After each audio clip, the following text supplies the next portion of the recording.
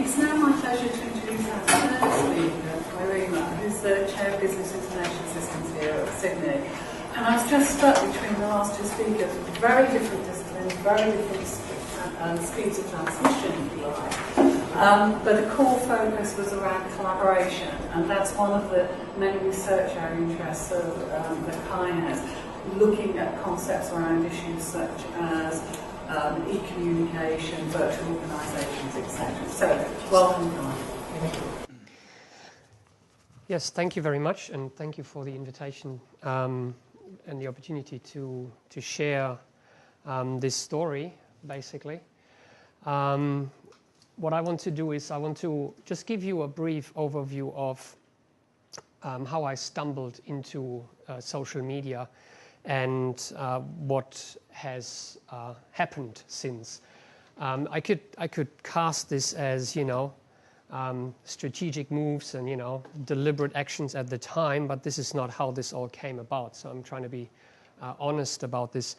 Now, I'm with the business school. I'm currently serving as the chair of discipline in business information systems, which is a role that rotates. I'm doing a 3-year tenure there. And my research is in social media. Okay, so I'm researching social media in the workplace. I have an interest in what happens outside of the organizations in Twitter and things like that, but particularly utilizing technologies like that as part of a work environment. And I wanted to comment on Brian's presentation. It's a really great example of utilization of social media to collaborate, and I find it astonishing the pace at which your field evolves, given that the phenomena that you're researching happened like billions of years ago, right? And here we are, everything has to happen now, right? And if you're not out in an hour with your paper, then, being here, you've probably missed sort of a whole lot of discourse, and you're not going to be part of the history of your field. So being a social researcher, which I am, things evolve in a much slower space. And what is also particularly important is that researching social media, I'm part of the phenomena that I research. So, and a lot of the research that we do and how people make sense of technology and take it into their world is a lot about the philosophy of, dealing with, your material environment, things like that. So where I'm going with this is that, on the one end, there's this social media space that, rushes on Twitter, but then making sense of that requires to step back and reflect and, remove yourself from the phenomenon and try and, it's like the fish in the water kind of thing. So you want to be able to retain the distance to, the phenomenon that you're a part of, which is sort of the challenge that we all face in the social sciences. Being people, researching people and what they do. So that's just a context of the field that I am in.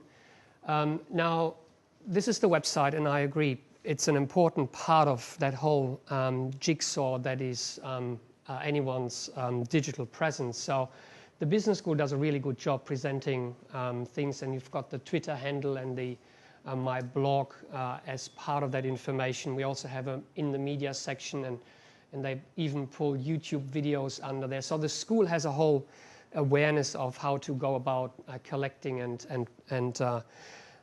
making available those digital moments that the staff in the school have. What I want to talk about is how it all came about. So I came to Australia at the end of 2009, and coming to a new country, you stay in your field academically, but you have to kind of build a new presence locally. And in a business field, that means getting in contact with the business world, and also to kind of build a name for yourself and get in contact with organizations so that they let you in and study the phenomenon that you're interested in. So that is part of it. But how it all came about is that in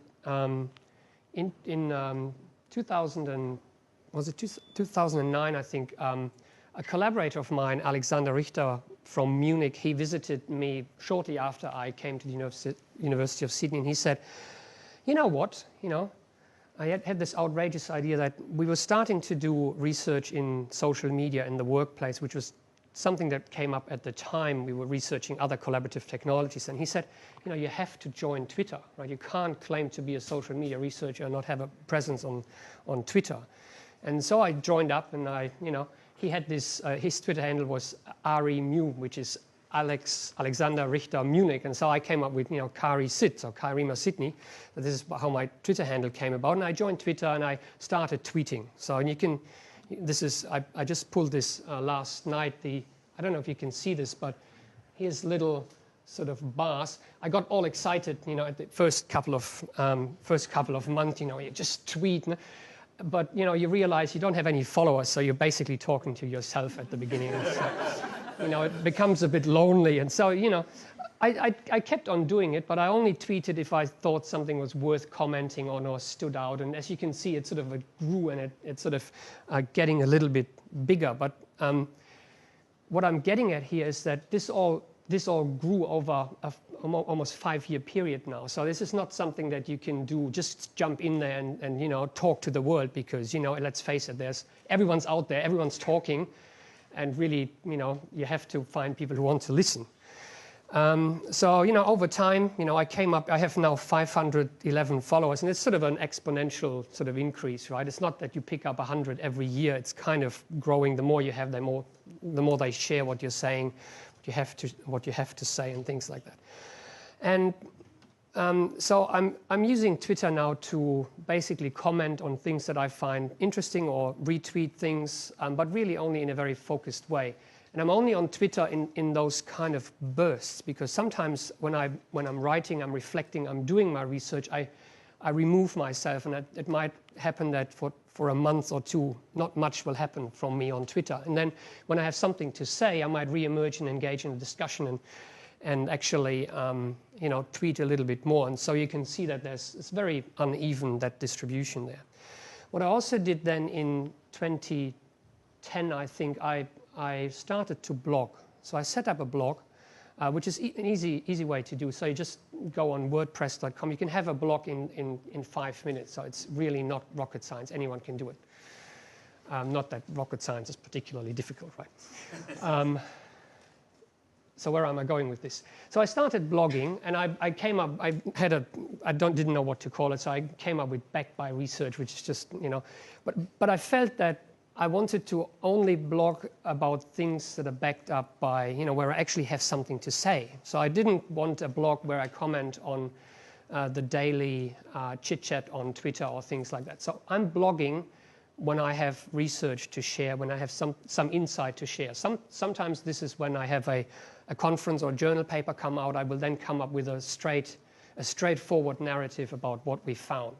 And I will then, so some of my blog posts are based on papers, or based on a series of papers where I comment on, the useful aspects that might interest a wider audience. So this is targeted at academically inclined business audiences, or people in businesses who face certain problems that we happen to research. And if you look at that, this is sort of the stats that I looked at last night. It gained about 10,500 views over that period of time. Not many comments come in through the blog, so comments happen usually over Twitter or personally. But I only posted 29 posts in that period, right? So in those 4 years or 3.5 years, I'm not really. First I thought I'd post every month, but I'm not doing it, because if I don't have anything to say, I don't, right? It's not that I thought, oh, you have to blog because you haven't blogged in a while, but it doesn't really work that way. I see this more as a way to share. If I have something to say, I share it, and it might get picked up or it might not, but at least it's out there and it's being recorded. So people now go back to things that I posted 2 years ago, and that all of a sudden bubbles up, and you don't know where it's coming from because someone found it, someone shared it, so you don't know. So you're creating something that might have value for other people down the track.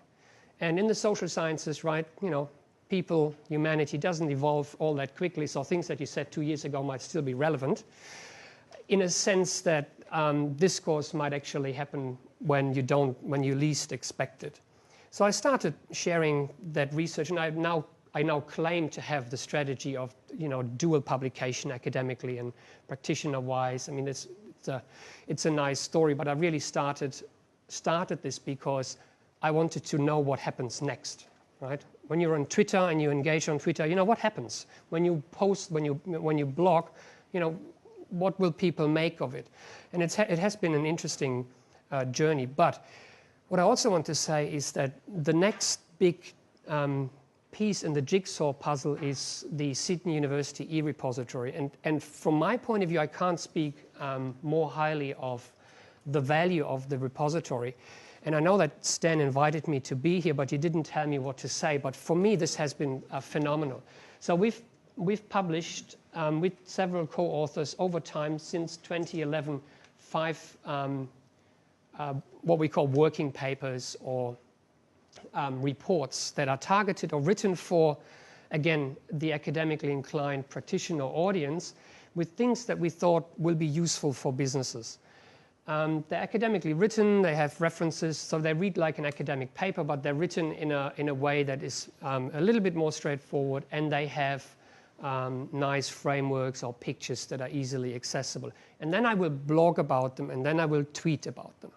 And this is where things have really started to emerge for me. So with this first paper here, when we posted the paper, I blogged about it, tweeted about it. It took a little while, but in the middle of 2011, towards the end, I was contacted by Yammer, which is the company that we then started working with. The university is using Yammer. It's just like a Facebook for internal workplace use, which is what we were researching at the time and still are. But they got in contact with us and said, look, we found your study. This is really interesting to us, how you go about making sense of what people do with our tool in their workplaces.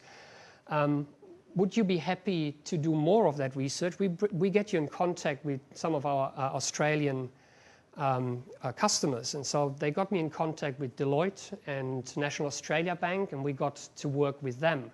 So that actually opened more doors, so which led to more research, which led to more publications, to more blog posts, to more people contacting us, which led to a whole dynamic whereby I'm now in a position where I can have a couple of new conversations with people who are interested in the research, who want to do something, where I actually have to say, look, it's we have to retain focus. But it led to also the emergence of a research group that we funded early last year, which we call the Digital Disruption Research Group, which pulls together researchers from the University Business School and beyond, and then business people. So it's half academic industry based, and we meet once a month, and we have a Yammer stream just in the nature of what we're actually researching.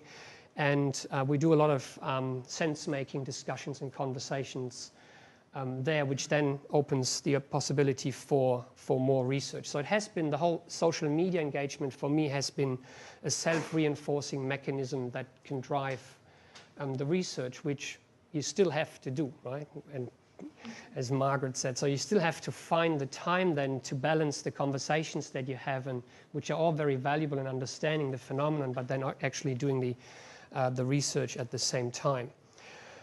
And some of those stats have been quite phenomenal. So across the 5 papers, we've had so far over 22,000 full-text PDF downloads, which dwarfs by far the both the downloads you get from a good conference paper, and then even further the citations you might pick up academically. Now, does that help with the academic citation count? No. Does it help me in opening doors out in industry? Yes. Will that be valuable for both the school and myself once the government starts looking more in what they call, quite narrowly arguably, impact? Quite possibly, right? So this is where this starts to become valuable on a different level. Now, out of this, other things came about. So I learned more about what social media offers. So SlideShare is an interesting platform where you can share your PowerPoint slides. So I shared some PowerPoint slides that go with the blog posts, that go with the PDF paper, I also shared PowerPoint slides of talks that I gave in an industry forum, of an academic paper, and some of them also gained quite a few views over time. I was then invited partly as a result of some of these things happening to give a talk at a CIO forum at the Gold Coast, where I talked about enterprise social networking adoption in the workplace. And they happened to record the talk. And they were kind enough to share this. So I got hold of the video, I did a little editing, and I put this on YouTube. And again, blogged about it, shared it, and that has picked up 1,700 views. And actually, I've had a few contacts coming to me and say, look, we're interested in what you have to say. Can you come to talk to the people that are driving Yammer in our workplace and talk to them? And that opened more doors for potential collaboration, to the point where I can't possibly digest the data that I could collect. This is then what came out of this research group that we founded, is an industry engagement forum that we hosted last year and will again do this year. Again, we promoted this on social media. We called it Disrupt Sydney. It's a one-day event down at the new CBD University of Sydney Business School campus, which is the official name of that beast. But it's basically it's a floor in a high-rise in Castlereagh Street, which is a nice facility which can host these kind of events. And that again has led to further contacts and further uptake on social media. And so all of this, and you mentioned the Conversation. So I was then contacted by the Conversation, by their editor for the digital economy, if I wanted to do a piece on some research that we're doing with Capgemini, which also came about because of. So all of this has led to a dynamic which allows me now to have quite a presence online. And the Conversation is really good because it allows you to speak to a broader audience, also to a general media audience. There's a lot of media. The ABC regularly picks up on the Conversation. So if you post on the Conversation something that is remotely of interest, and most of the stuff on the Conversation is pretty interesting to a broader audience, they'll then follow up with a radio interview, for example, and things like that. So we had a piece out. I had a piece out last year on how our Australian retailers, Myers and DJs, and how they do online and how they try to catch up with the rest of the world, because we had done a study together with Capgemini, which they professionally produce, which again we published to the e-repository, which gains downloads from there and further publicity.